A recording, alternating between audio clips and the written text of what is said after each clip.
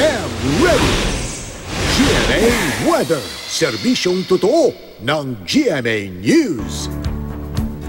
Ay, good morning Igan at good morning mga kapuso. Unti-unti po muling lumalakas ang hanging amihan ayon niya sa Pag-asa.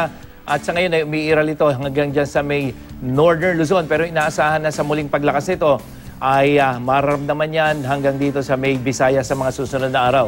At mga kapuso, pumatak sa 22 degrees Celsius ang minimum temperature o yung pinakamababang temperatura na itala ng Pag-asa dyan sa may Science Garden Station sa may Quezon City, dakong alas 6 kahapon ng umaga.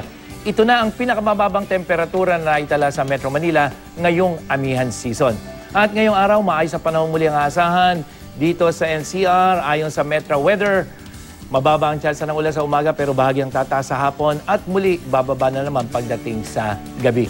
At sa iba pang bahagi ng Luzon, dahilan sa epekto ng hanging amihan dyan sa Northern Luzon, asahan na ang mga mahihinang pagulan mula dyan sa may Cordillera at ilang bahagi ng dito sa may Cagayan Valley. At sa Southern Luzon, maulang panahon ang asahan dyan sa may probinsya ng Palawan at may mahihinang pagulan sa ilang bahagi ng Southern Luzon, particular dyan sa may Bicol Region.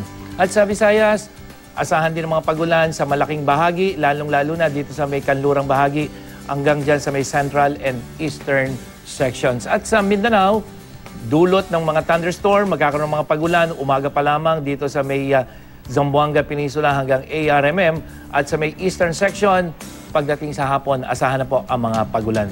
Yan ang latest mula sa GMA Weather. Ako po si Nathaniel Cruz, magplano para sigurado. I am ready. Serbisyong totoo ng GMA News.